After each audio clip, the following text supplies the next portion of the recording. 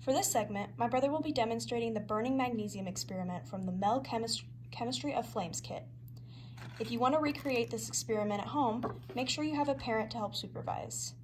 And these are the things you're going to need: magnesium, aluminum foil, which is at the bottom of our tray right now, a tea light candle, a lighter, a coffee filter, 1/16 of a teaspoon, and tweezers.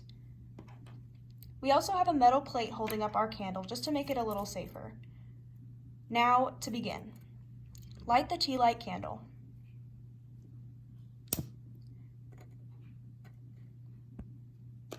Next, fold your coffee filter in half, then cut out the crease portion. We already did this step off camera, but the small creased area that my brother's holding up right now is basically what you're going to end up with.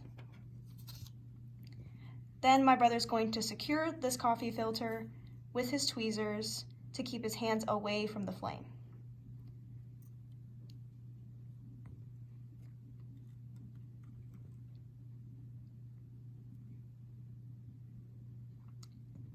We've also already put magnesium into our 1/16 of a teaspoon off camera, just so we didn't want to make a mess.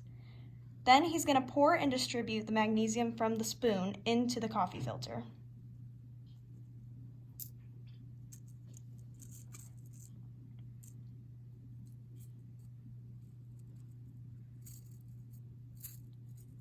All right.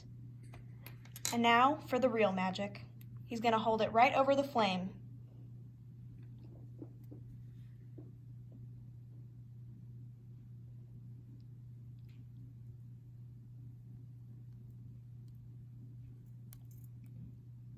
Oh my gosh, super bright.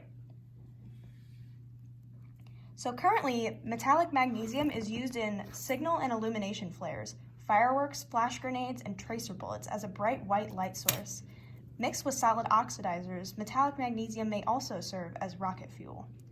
They also provide more electric power in comparison with most regular electrochemical power sources. Moreover, magnesium-sulfur batteries are in development currently. They may replace today's lithium-ion batteries that you know now.